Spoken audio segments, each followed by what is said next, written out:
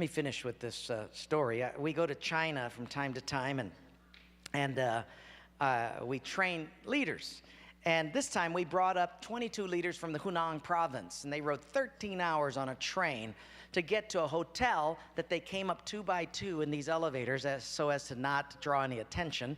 And then they got to a hotel room, a little apartment room. It's only about 700 square feet in the little living room, no air conditioning, hardwood floor, 22 sat there.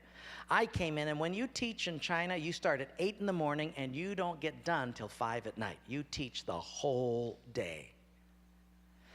They were sitting there, all 22 of them, and I looked around and I said, now, if we get caught, what will happen to me? They said, oh, you'll get deported in 24 hours and we'll go to prison for 3 years. I said, you're kidding. How many of you have been in prison for your faith? Out of 22, 18 raised their hands. I thought, no way. And I looked at him and I said, you 22 people, how many people do you oversee? Because they were all of these small group leaders, underground church leaders in the Hunan province. I said, how many, if you counted up all the people under your jurisdiction, how many would it be? And they counted them up, and they said, little over 20 million. I said, what? See, we forget there's 1.3 billion people in China. This is crazy. Well, I had 15 Bibles, and I passed them out. Obviously, 7 didn't get them. And I said, let's turn to 2 Peter chapter 1, and we're going to read it. And just then, one lady handed hers to somebody next to her. And I thought, interesting. Well, we turned there anyway, and as we started reading it, I understood why she gave it away. She had memorized the whole thing. She just recited the whole chapter. When it was done, I went over to her at a break, and I said, you recited the whole chapter. She says, oh yes, I've memorized many chapters. I said, where did you memorize so many chapters? She said, in prison. She said, you have much time in prison. So I said, but don't they confiscate the Bible? She said, yes. So people bring in scriptures written on pieces of paper, and they bring it in. So I said, but then if they find that piece of paper on you, won't they confiscate that? She said, oh yes, that's why you memorize it as fast as you can.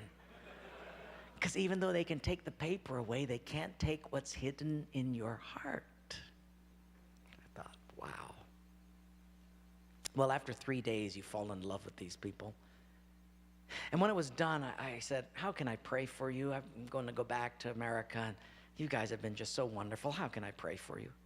They said, you know, Wayne, you guys can gather like this whenever you want to in America. We can't. Could you pray that one day we'll be just like you? And I looked at him and I said, I will not do that. Big incredulous eyes looked at me and they said, why?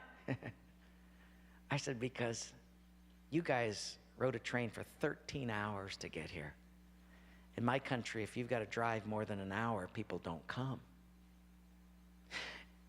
You sat on a wooden floor for 3 days. In my country, if people have to sit more than 40 minutes, they leave. You sat not only here for 3 days on a hard wooden floor, but you did it without air conditioning. In my country, if it's not padded pews and air conditioning, people don't often come back. In my country, we have an average of 2 Bibles per family. We don't read any of them. You hardly have any Bibles, and you memorize them from pieces of paper. I will not pray that we become like, you become like us, but I will pray that we become just like you.